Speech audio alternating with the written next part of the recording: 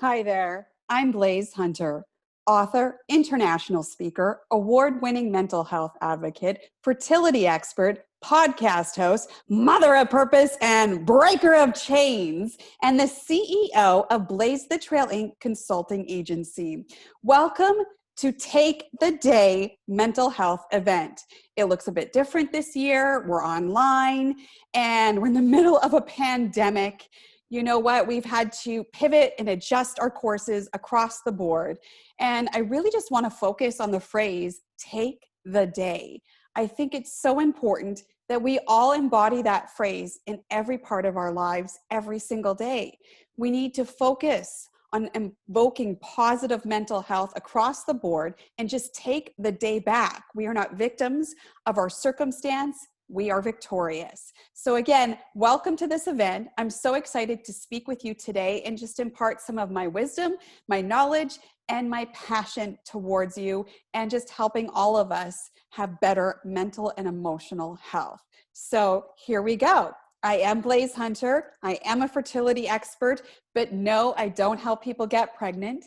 This is a different type of expertise. I actually teach people how to be fertile in their lives, how to birth confidence and self-worth, how to birth their voices, birth their books, business ideas, brands, as well as help them discover peace amongst infertility.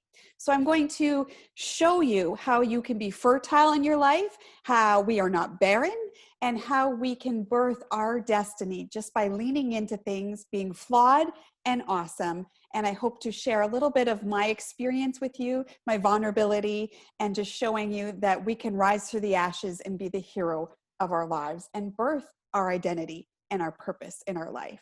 And it's all about being pregnant with our purpose. Here we go. So I want you to picture something for me for a minute, okay? Just sit there and imagine a woman 6 weeks pregnant goes to bed one night. She's feeling so blessed and thrilled. She finally has that little miracle inside of her. She lays her head down on the pillow and falls fast asleep, entering a deep, peaceful rest. When suddenly her eyes pop open. She's soaking wet. In her confused state, she first thinks, did I just wet myself? Could that be amniotic fluid?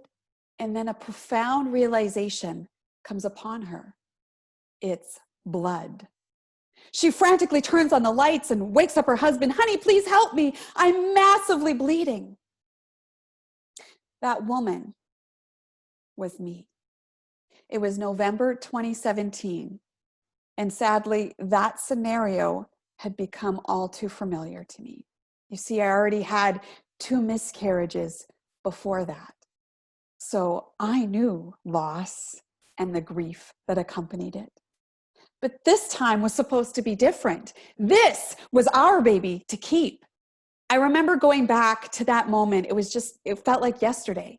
And I sat there thinking over and over, like, how could this possibly be happening to me yet again?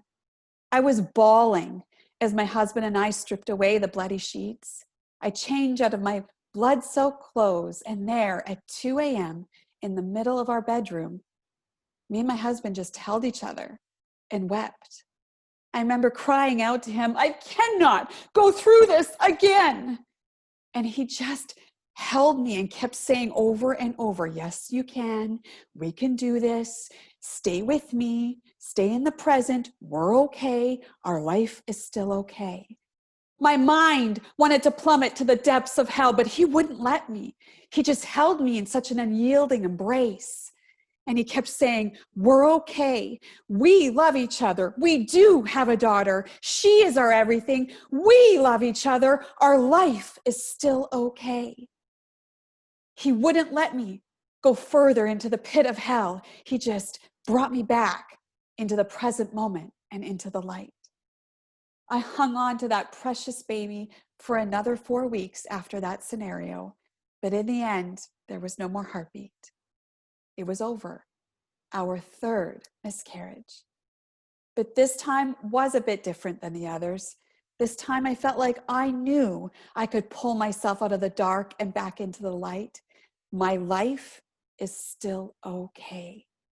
That is something very important about mental health, and the message we're trying to invoke here is that no matter what you're going through, we have to change our mind. We have to take control over our mind and say, I'm still okay. No matter what, I can get through this. And this is my story. It took a lot of deep soul work to get to that point, though. So that's why I'm here to encourage you. I wasn't always positive and the power over the mind kind of girl. I was drowning in darkness, but that was hurting me. And I couldn't get myself out of that. And it was just this vicious cycle. So I'm here to show you how, by telling you my own experiences and helping us together change our thought patterns and take the day, take back our life. We are the driver of our lives. So I did a lot of work to change the course of my thoughts, to take power over my thoughts, to see the good and not always the bad, because there always will be negatives. There always will be loss and struggle, but there's so many amazing things that do happen in the day that we need to change the perception about and take control over and focus on that rather than the negative, okay? But I was really in a bad state with those 3 miscarriages. I was in this pit of darkness for many, many years. You see, I don't just battle with infertility, I also battle for my life every single day. I deal with a very rare autoimmune disease where I struggle to breathe every single second of the day. And so after battling so long with my physical health and feeling no control, and then having no control over keeping my babies, it just compounded. And the mental health, the emotional health, the grief, the trauma, it was just too much. And I was just drowning in this sea of darkness and depression. And I felt like I had no purpose. I believed the lies that I wasn't good enough, that my babies didn't want me, that I couldn't do what a woman should be able to do. And so it was just this profound, sad blanket that covered me every single day until this amazing moment in time happened where everything changed. And it felt like the heavens opened up and shone a warm light onto my soul. So after my first miscarriage, it was very traumatic and grief-stricken. And I didn't know how to process it. I didn't know how to get through it, navigate it. It's still a very taboo topic. I'm trying to break the silence barriers upon it, but we still have a lot of work to do. Women feel a lot of shame, so we keep silent. And we don't talk about the grief, and we don't know how to navigate through it, so we do it in silence. So one day, as I was silent, like going through the silence of grief and trauma of this miscarriage, I was on Facebook, crying on the couch in my pajamas, and I was just scrolling through Facebook. And I came across this Facebook post, and it was about this woman healing minister going to be coming to Edmonton, Alberta. And I didn't know her at all. I never met her, never heard of her before, but I thought I recognized the name. So I Googled her, and I ended up realizing I had a connection with her name. Her parents, who are Americans, were healing ministers as well. And they actually visited a church that I was going to in Saskatchewan 25 years ago when I was just a kid. And they had a deep, lasting impact on me. I remembered them from when I was 10. And they have since passed on, but their daughter, who's also an American, has taken over this healing ministry. And she was coming to Canada, to Edmonton, just a few hours away from where I was living, in just a few short weeks. And for some reason, in that moment, I felt drawn to go see her, even though I didn't know her at all.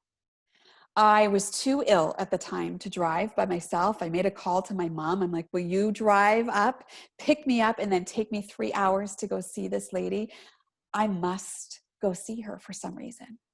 I just need to go. For some reason, I can't even explain it. My mom agreed. She picked me up, and we start on the highway. And I just said a little prayer internally and just said, God, I need a sign. I need a sign that I'm not going to die. I need a sign that my life isn't over and meaningless and I have no more hope. Like, give me a sign. I don't care what it is, but I need a sign tonight. And I sent that out into the world and made a proclamation that, like, I need something to signal to me that there's hope for my life still. We get to this service and I take my mom all the way to the front row. And my mom is like quiet and shy. And she's like, I don't do front rows. And I just said, I didn't come all the way here for the back. I was that determined in my heart that I needed something out of this service tonight. I didn't know what it was, but I needed something, and I wasn't going to get it from the back. I was going to get it in the front. So my mom sat down beside me. And the service began and the lady started speaking. And again, like, I've never talked to this woman, don't know her at all. And she's going back and forth and speaking. And I get loud in my head again. And I'm like, God, I swear I'll stay in this chair all night if I have to, but I will not leave here without my sign. The lady's on the other end of the room. And all of a sudden, out of nowhere, she goes, hang on, I need to stop the entire service. Everyone is silent. And they're just like, what's going on? And the lady's like, someone in here is drawing on me so much, I can't even continue with my thought process. And everyone's like, what? And I'm like, she's not talking about me, right? She actually walks right over to me, right in the front row, and stares me in the eye. And she goes, God hears your cry. He sees your pain. Your tears will end, joy will come, and you will write a book about it. I'm like, what? She just walked away and started talking again, like nothing had happened. And I'm sitting there like, okay, think that was my side. Yeah, pretty sure that was my side, right? What? Like, did that just happen? Did I just manifest a sign like that? I left that service that night injected with a little bit of hope for my life that's not over, that there was still a destiny for me to pursue. You know, and that's just so important for humankind to have some hope again. I needed that hope because I ended up having 2 more miscarriages after that encounter with that woman.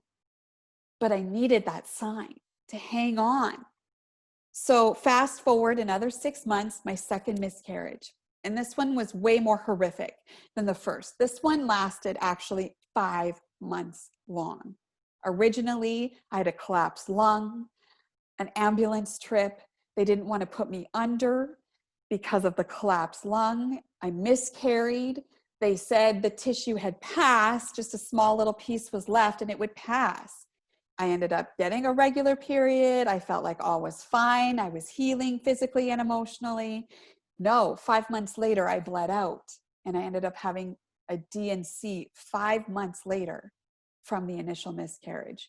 So it was a very traumatic, grueling event, very barbaric. It's awful to experience that at all, but then drawn out over 5 months. There was no physical or emotional healing. It was torture. And so there I am on the couch again, grieving, crying, in this way worse trauma than I had the first time. But something told me that inside, like, you've got to hang on. You've got to hang on to that hope and that sign. So I hung on by a sheer thread. Again, a few months later, so 9 months after that encounter with that healing minister, I'm on Facebook again. And I'm scrolling through, and all of a sudden, I see an ad. I see, learn how to write your book in 90 days. Enter this mentorship program. Apply now. It piqued my interest because apparently I'm supposed to write a book, right? So I clicked on it. It says, apply with your ideas, see if you get in. So I put in the idea submission of how I struggled with self-esteem, with my self-image, how I had self-hatred, and that was connected to an autoimmune disease because my thoughts attacked myself and now my body's attacking myself. How women need to starve that disease, that toxic thinking, and inject self-love and be the hero of their lives. To talk about the realities and hardships of motherhood and learn how to navigate that together, stronger together. I wanted to break the silence barriers about infertility and pregnancy loss. No one is talking about it. No one is helping mothers and fathers grieve and heal and move forward with those losses. So I wrote all of those ideas down and hit submit. And lo and behold, I got into the mentorship program. And guess who runs the mentorship program, who ultimately published my book, Heroine, Embrace Your Flaws and Own Your Awesome? You'll never guess. It is the daughter of the healing minister I met 9 months before, under a different name. The granddaughter of the original ministers I met 25 years ago published my book. What an amazing circle of events. Like, I couldn't even make up that story if I tried. And it was just so beautiful to see it unfold, because I decided in my heart that I knew that there was still some hope for me. I just needed those signs and tune into it. And I took action, and I am birthing my purpose. I did have 2 more miscarriages after that initial encounter with that healing minister. But I knew as long as I could hang on to that moment in time, that hope collided with my heart, I would still be okay. So over the years, I have wondered, though, I'll be honest, like, why so much pain and trauma? Like, some people seem to go through life and have a little bit of hardship, but nothing too crazy. And you look at my life and it's like, it's trauma filled. Like, I've had house fires when I was a teenager, major accidents, mental health in my family. So when I was just in my early 20s, my dad was battling a severe depression himself. And he didn't believe in suicide, but to get out from his own demons and pain, he tried to run. And he ended up faking his own death. I was very traumatic as a 20-year-old. And he did come back and face the world, which is incredibly brave. And I can see that now. But back then I was just so filled with the trauma and the grief of that whole scenario. I didn't know how to process it. And I never did. I buried it. And what ended up happening was me feeling completely abandoned from my own father, rejected. He broke us. And no one in the system knew how to help us be put back together again. So over time, I tried to do what my dad did. I tried to run from my pain. But what ended up happening was me just falling into the arms of more darkness. Why do we do that as humans? We don't want to feel pain. So we mask it or we run. We do anything but to face it. We numb it. And it is the key to healing, is facing our problems, our flaws, our hardships, our traumas, all the ugliness. That's the freedom inside of there. We can't run from it anymore. It only hurts us more. So that's part of the mental health aspect, and taking the day is facing our issues and owning it. No one is immune to problems. We all have them. They look different for each of us, but we all have those ugly hardships and traumas and tragedies and hardships, but the beauty is within it. And how do we overcome it, right? So I've asked God a lot, like, why me? Why so much pain? Why is my body rejecting me? Why are my babies rejecting me? Why, God? Why so much pain? I didn't know if I was being punished. Why couldn't I get the job done? And it's just all of that, rejection and pain and trauma. And it was just like compounded, like I said earlier, right? So one thing to really know, though, is our biography doesn't determine our destiny. We've all heard of the term, our pain is our purpose, right? Well, what does that mean? Well, our problems are not here to dictate more future problems for us, but rather to challenge us to lean into our pain and let it become our power and turn it into our gift to the world. Rumi, a famous poet, once said, "The wound is where the light enters you." You can't have the light without the dark. So again, that's our key to our freedom and our healing, is focusing in on that wound. That is where the light is. So instead of masking my pain and running from the darkness like I did my entire life, I decided to focus in on the wound. And I wrote my book. I told my truth for the very first time in my life. I broke my silence on the darkness of infertility and loss. And I looked into that mirror and I admitted to the entire world all of my flaws, my fears, and my insecurities. And that is where I began to find the light. And a heroine was born. Through the death of my 3 babies, I birthed a movement. I found freedom and I found my voice. I broke through the wall of shame, and other women began to follow me. From writing through my pain, I birthed an infertility and pregnancy loss support initiative called Footprints. I won the Woman Influence Award for birthing that program. That was all birthed from my pain. I won the Women of Inspiration Award this year from leaning in to all of my wounds, all of my traumas, all of the ugliness, and letting it become my pearl. And I learned that even though I have struggled to birth another physical baby, I am not barren. I think we all need encouragement in these times to just keep going, to keep pursuing our dreams, our passions, our visions, our goals, and allow ourselves to lean into that pain to birth tenacity and resiliency for our lives, to birth the grit, the will to conquer our lives and overcome. You might be going through your own type of dry season here. You might think this is about infertility, and it's broader than that. It doesn't matter if you're trying to birth physical babies or you're talking about being fertile in your life. The concept is the same. You are not barren. You might not be seeing flashy results right now. You might be going through different struggles, but there are different stages to growth.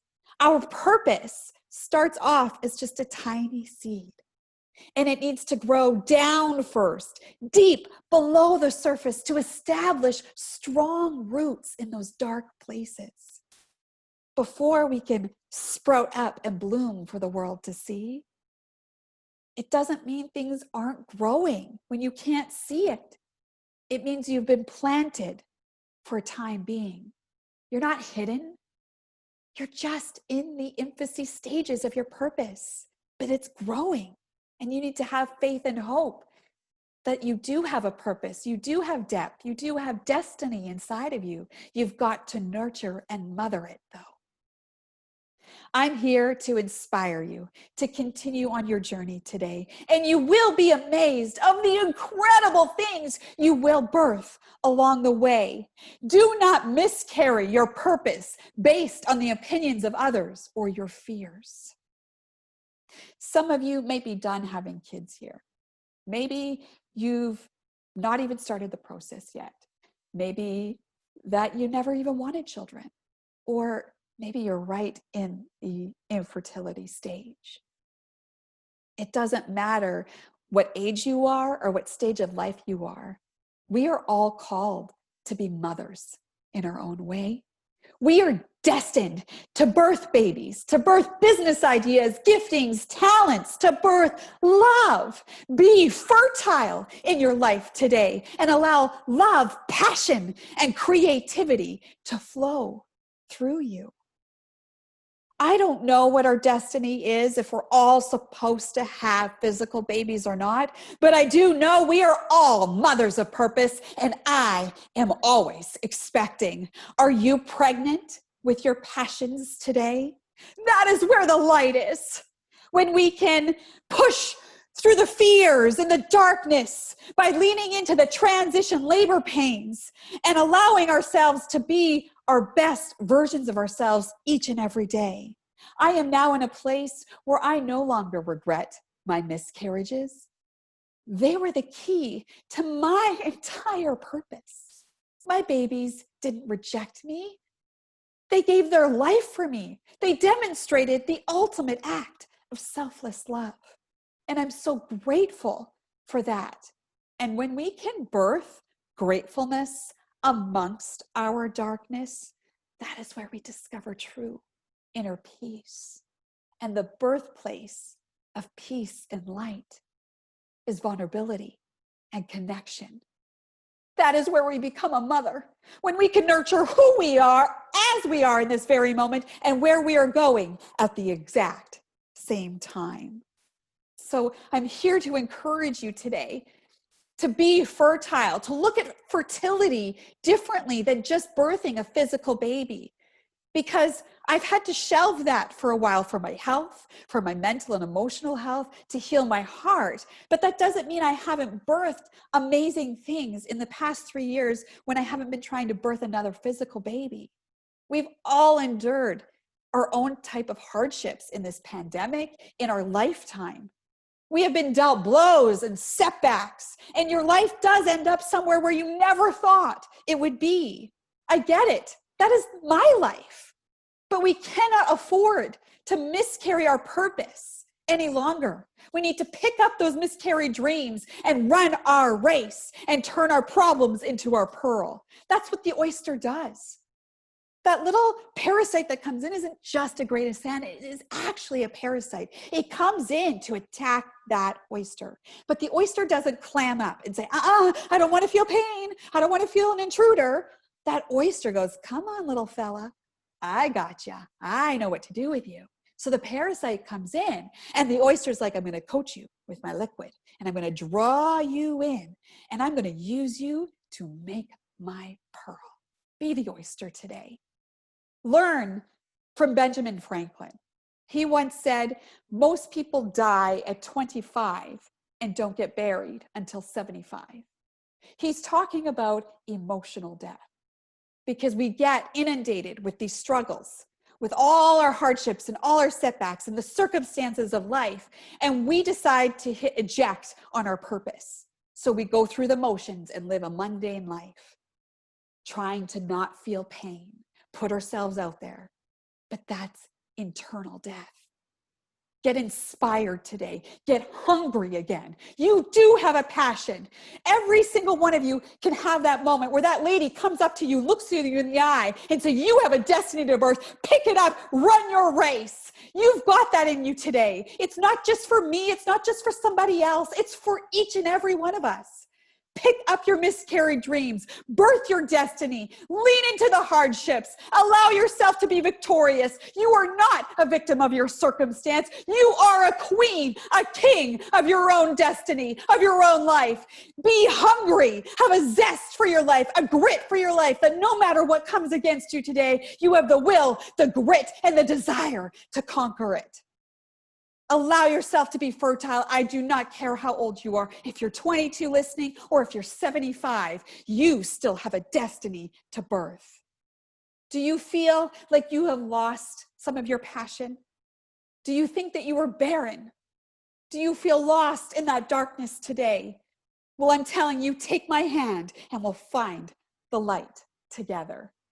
Thank you so much for listening to me, and helping us take back the day and inject self-love, inject positive mental health. I'm here as your advocate to say you are worthy, you have purpose, and I can help you find that light again. Because I found the light. I haven't rejected all my problems and I'm sitting here, woo-woo, I'm a billionaire with no problems. No, I still have problems, but I've mastered my thoughts about it. I've mastered the way to perceive them, how to draw them in, just like that oyster, and make it my pearl. So that's what I help people do. I am that fertility expert, but I help you birth the best version of yourself. Whatever goals or dreams or desires you have, I help people write their books and birth their story. If you have a business and you need help birthing your brand identity, as well as birthing your voice. I'm a broadcaster. I help people fine-tune that voice and remove the shackles of shame, of shyness, and let your voice be heard to the world. So that's what I do with my business, Blaise the Trail Inc. If you're interested in learning more about what I do or how I can help you birth your destiny and your goals, visit my website, blaisehunter.com, BLAISE hunter.com. Thanks for listening to me today, and I hope you have a wonderful day taking back that day and being the hero of your lives. And let us breathe some serious fire together. Have a great day. Bye.